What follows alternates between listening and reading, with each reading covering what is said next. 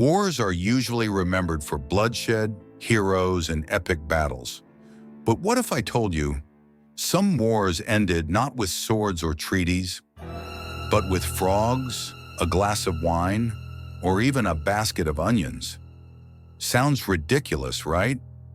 Yet every single story you're about to hear actually happened. Let me take you through three of history's weirdest peace deals: the Frog War, 1620s, France-Belgium border. In the early 1620s, a small French village near the Belgian border was losing sleep. Every night, strange croaking sounds echoed through the valley. It wasn't once or twice.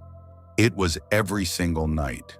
The villagers were sure this is enemy sabotage, psychological warfare from the Belgians.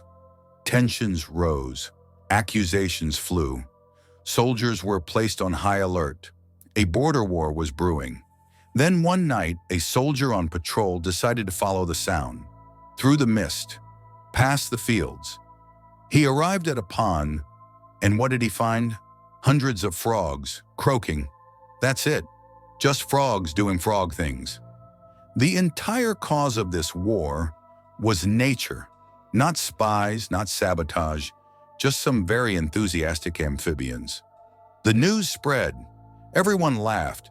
The commanders stood down. The frogs were relocated, and history recorded one of the only wars in Europe that ended because of a pond full of frogs.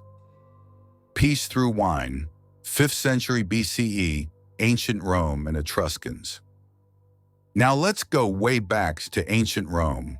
Around 450 BCE, Rome and the neighboring Etruscans were at odds again. Their armies lined up across a battlefield, ready to clash.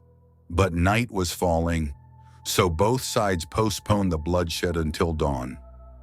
That night, Roman soldiers sat by their campfires. One soldier opened a jug of wine. From across the field, an Etruscan shouted, "Hey, toss some over here." The Roman laughed and did exactly that. The Etruscan caught it, took a swig, and tossed back his own wine. Before long, soldiers from both armies were sharing stories, jokes, and a lot of wine. What started as mockery turned into a midnight feast between enemies. By sunrise, no one wanted to fight. The commanders, seeing their men literally hung over together, agreed, "Let's not do this." And so, war was avoided, thanks to a spontaneous wine exchange. The Onion Treaty, 1240, Kiev and the Mongol Horde. 1240, the Mongol horde was tearing through Eastern Europe. Cities were falling like dominoes. Next on their path, the city of Kiev. Kiev had no chance in battle, no real defenses, no reinforcements, but what they did have was onions. Desperate, the city elders sent a message to the Mongol commander. "Spare the city, don't burn it. We will give you all our onions." Yes, onions. Sounds laughable now. But at the time, onions were valuable. Not just food, they were used as medicine, preserved well, and fed armies on long campaigns. The Mongols agreed.